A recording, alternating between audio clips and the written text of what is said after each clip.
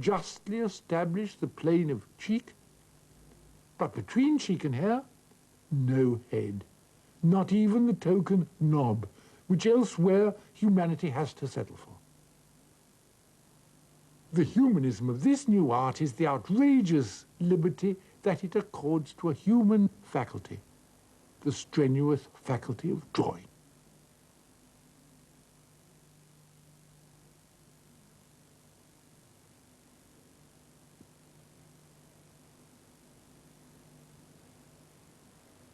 In Cezanne's grandest pictures, he crowned the great tradition and also single-handed overthrew it.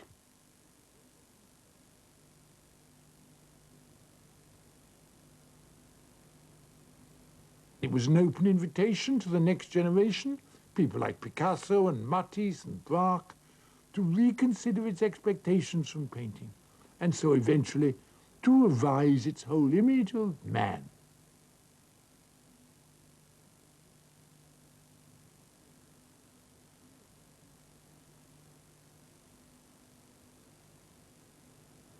At 60, Cezanne returned to Provence and swore to end his days painting the country, which he realized he was deeply in love with.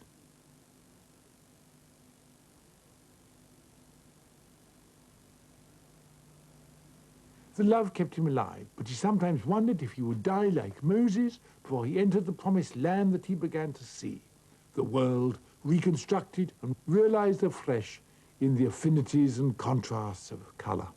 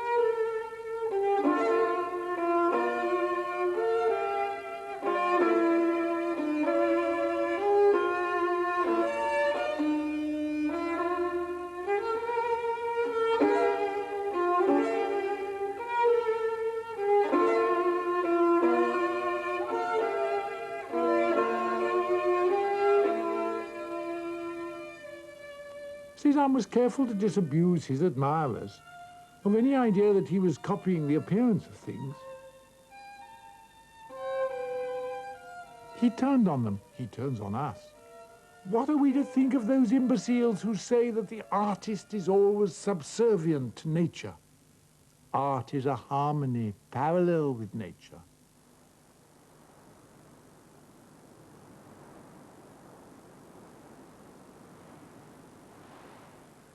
Cezanne rebelled against the subservience of Impressionism.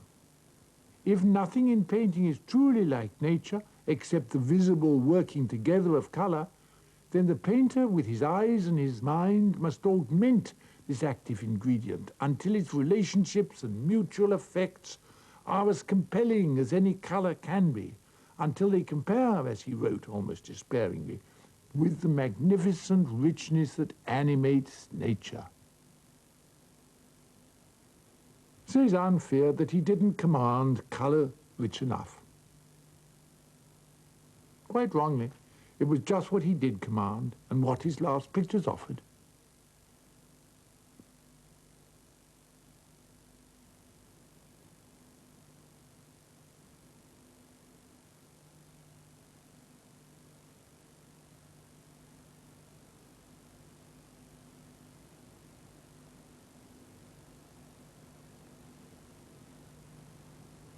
Connections and contrasts of color work together in a way that we can believe nature works.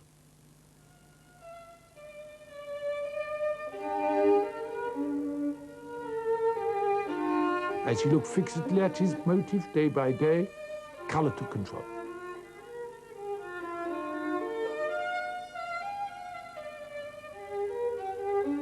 But the patch of color didn't record likeness. It made no sense to ask if the paint matched the color in the subject. Certainly the sky is blue, but it's also green. The orchard is green, but it's equally blue. If the distant mountain is blue, it's also ochre, the golden ochre that reappears in grass and foliage and house, relating them everywhere, one with another.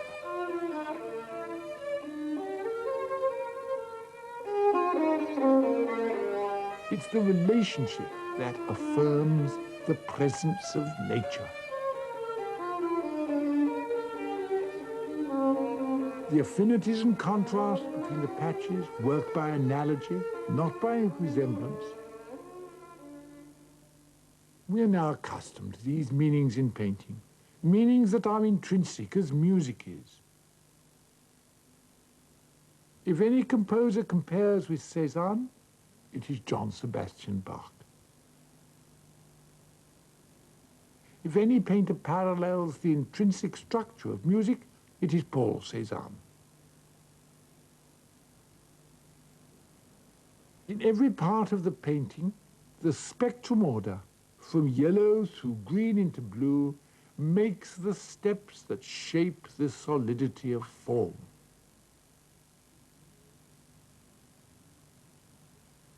In the August of his last summer, Cezanne wrote, "It is 2 in the afternoon, and the heat has begun again. It is appalling. I'm waiting for 4 o'clock. The carriage will fetch me and take me to the river by the bridge of the Trois Sautets. It's a little fresher there.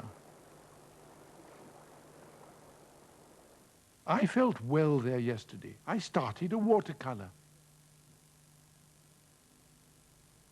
It's all a question of getting the utmost possible interrelation."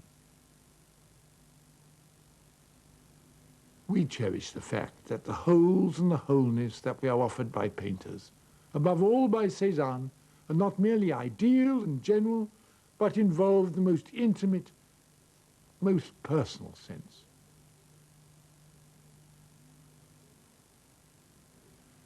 The sense by which an individual lives his everyday life is the sense of sight.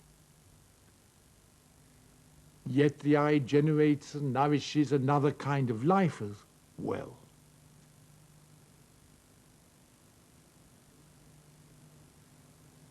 The mental life that builds sensations into structures and harmonies that raise the spirit.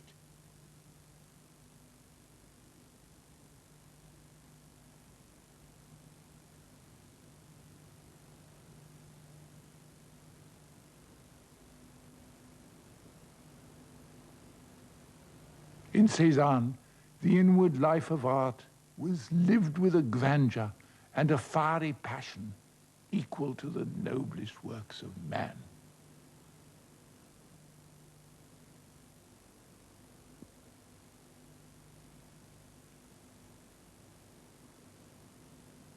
Visibly living that inward life of art, he has given to his successors the awareness of a faculty that remains new and richly potent to this day. He has enabled us to recognize that inherent life in his predecessors, Vermeer and Masaccio among them. Great painting, the great image of a real world, is precious because everything, all the quality of living and the mental endeavor of humankind, seems forever to be different.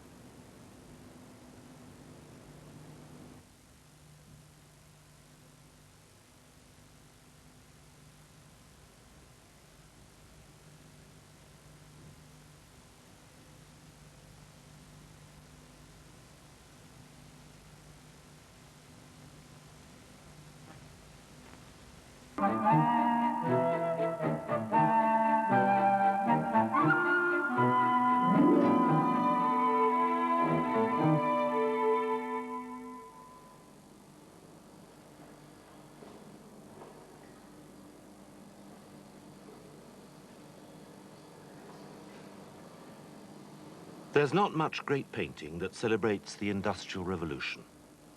But here's a most notable exception. It's given pride of place in one of the 18th century rooms at the Tate Gallery, which certainly didn't happen even 25 years ago, when the artist was still considered to be a minor and rather odd provincial painter.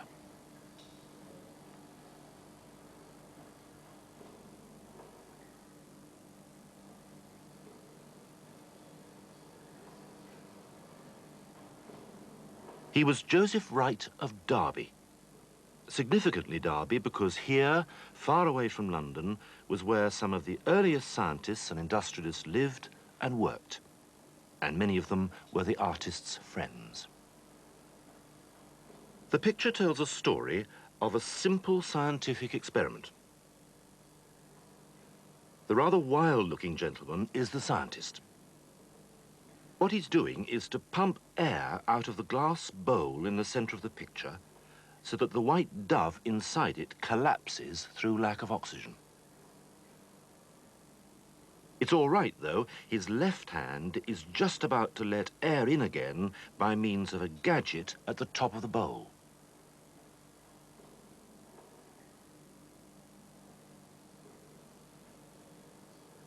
A boy, who's an assistant, is getting the bird cage down so that the bird can be put back safely.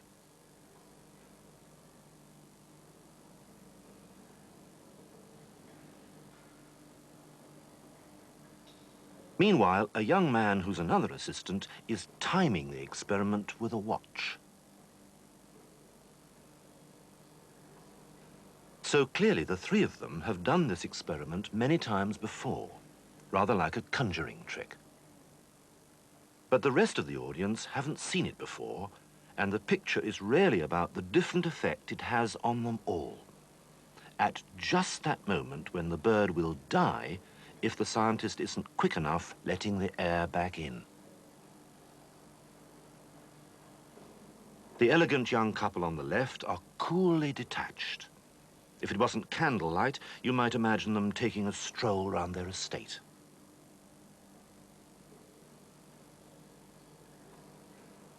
There's a small boy below them, looking up in wonder, just like any other small boy face to face with a conjurer.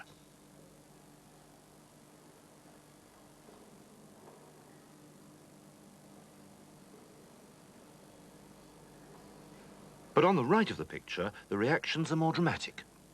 Two young girls are terrified, horrified.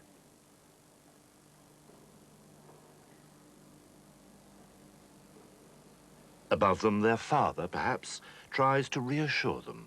It's as if he's saying, look, no harm done. And then, half lost in the shadows, sits this brooding figure, a skeptic perhaps, pondering on where all this may lead.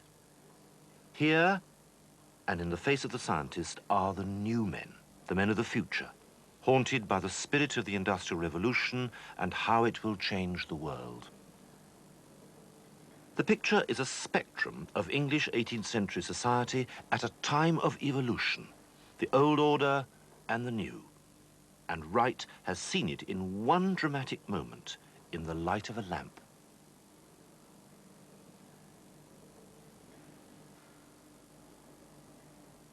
This was the kind of theme that stirred Wright's imagination far more deeply than the portraits he needed to paint for a living. Even one of his finest portraits here in the Tate, of a complacent country gentleman enjoying the cult of nature, has enormous elegance, but none of the excitement and drama of this group gathered round the fate of a dove.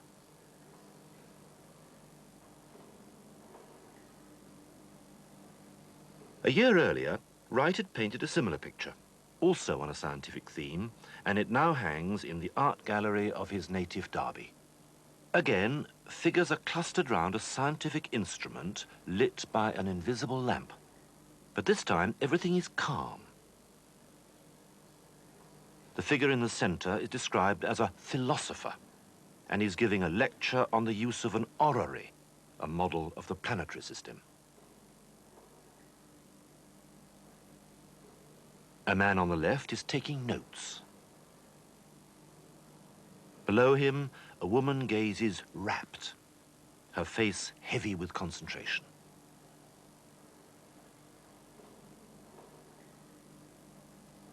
There's another study in concentration on the other side of the orrery.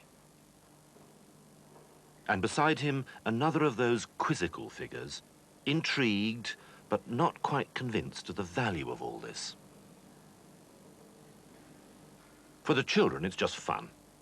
Here's that 18th century delight in the young, their charm, their innocence, their ability to be totally absorbed. All this is exactly what Wright does best, depicting people reacting to events outside themselves, people caught up in the magic and mystery of science.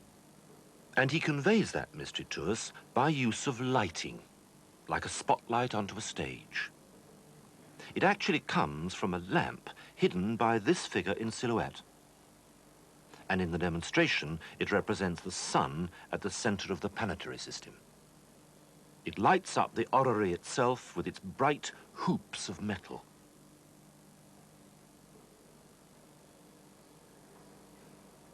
But most of all, it gives an extraordinary intensity and character to human faces.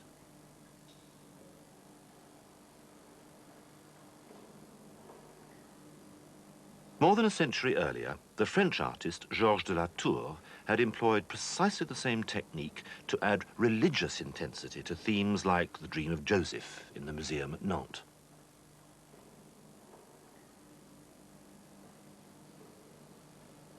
"50 years earlier still, the Italian Caravaggio had evolved this dramatic employment of light and shadow, again in religious paintings like the Salome with the head of John the Baptist, now in the National Gallery, London. Wright of Derby certainly knew neither Caravaggio's nor de la Tour's work. The idea probably came to him through Dutch imitators of Caravaggio. But it's the use to which he puts this technique of light and shadow that is Wright's most original contribution to Western art. He treats a scientific subject with the wonder and dramatic tension of a religious experience. A little imagination, and the fluttering bird, right in the center of the Tate Gallery painting, could be the Holy Dove, and the wild-eyed scientist, a disciple witnessing a miracle. Then there's the mystery of this bowl of liquid. What's in it? A sponge? It looks more sinister. There are other touches of drama. The way Wright has picked out the objects on the table, all to do with pneumatics. These two brass discs make up what was called a Magdeburg hemisphere. Through a valve, air could be evacuated. Then people were invited to separate the two halves, which of course they couldn't. Even the moon through the window adds its touch of mystery. It's as if all this was something secret and sinister going on in the dead of night. Perhaps today, with our knowledge of what the Industrial Revolution was to do to our environment and to people's lives, we are in a position to marvel at what meanings Joseph Wright of Derby managed to extract from a simple experiment with a bird and an air pump in a darkened room.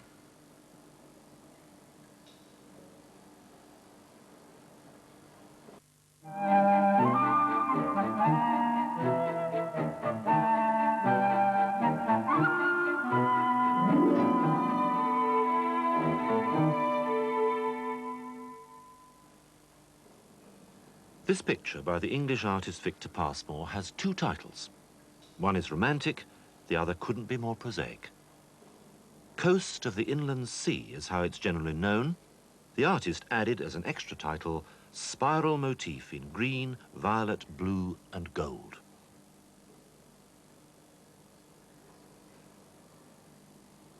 It's a picture that tosses the eye about. Critics have pointed out that the spiral is a popular motif in Neolithic art symbolizing the universe. Leonardo da Vinci employed spirals in his accounts of water, so did Turner in his storms, Van Gogh in his night skies, and Japanese printmakers when they drew waves. So, when he felt like it, did Paul Klee. And so, of course, do children. Pasmore's response to the critics has been typically blunt. I developed the spiral in my early work, he said, as simply another mark on the paper. And he added, the coast of the inland sea is, in this picture, a seacoast of subconscious experience. It does not refer to any coast known or seen by the artist.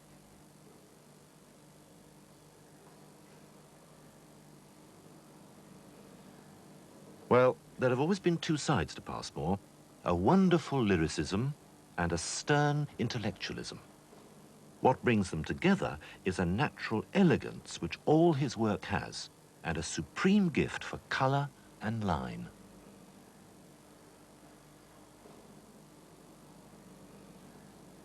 Pasmore painted Coast of the Inland Sea in 1950, and it marks a transition between his naturalistic painting and abstraction. Back in the 1930s and early 1940s, Pasmore was employing his rich gifts to evoke atmosphere and light. His masters were the Impressionists and Post-Impressionists.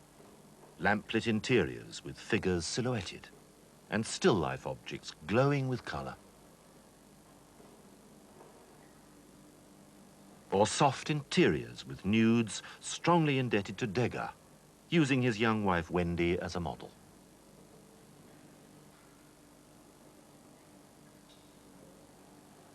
Then in 1942, Pasmore moved to a house on the River Thames on the edge of London, at Chiswick, then at Hammersmith. And now the mood is more obviously English, in the tradition of another artist who loved the Thames, Turner. But the English art public that welcomed this traditional romanticism at the height of the Second World War might have noticed hints at fresh preoccupations. A special emphasis on the geometry of the riverside. Post, notice board, breakwater. These are strong images where everything around is misty. Later in the 1940s, that fascination for the patterns of landscape grew more marked. These vigorous lines seem to set up a rhythm of their own. They're beginning to free themselves of being branches of trees. Even more so, these stippled colours. Sometimes leaves. More often, some ambiguous image seems to be emerging from the artist's brain, and he's beginning to forget the landscape.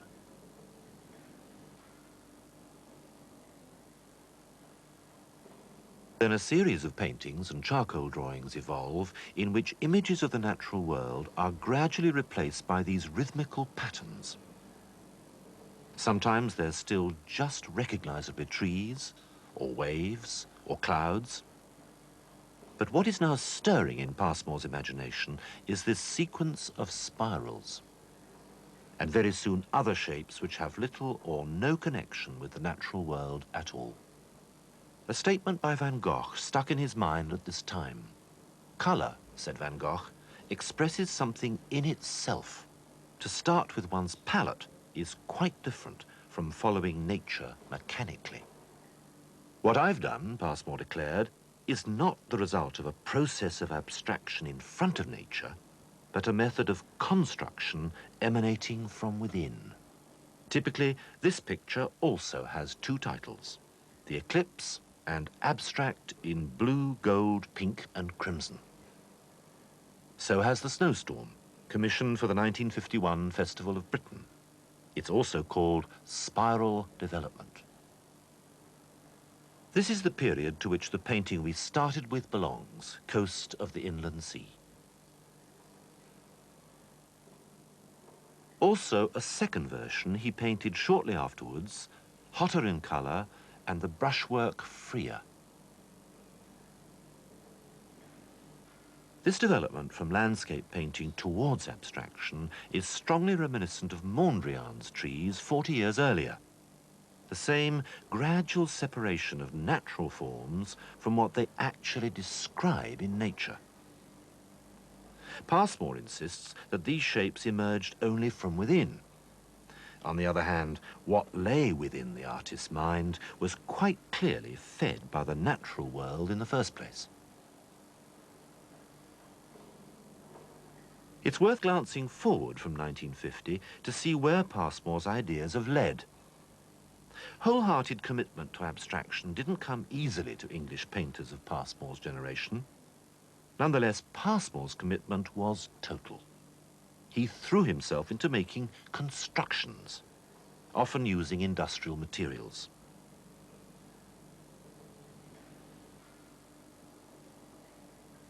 No fixed viewpoint. The spectator walks round it.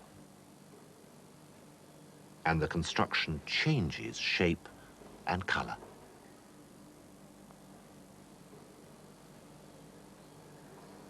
Pasmore explained, one doesn't see things in 2 dimensions. If your painting is the object and must conform to one's visual experience, then it should be 3-dimensional.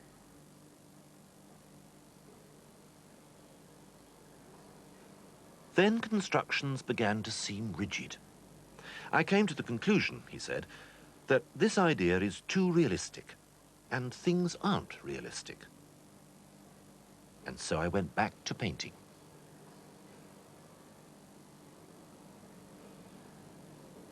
Over a period of time, he went on, you develop an image of your own subjectivity. While reason sleeps, the symbol awakes.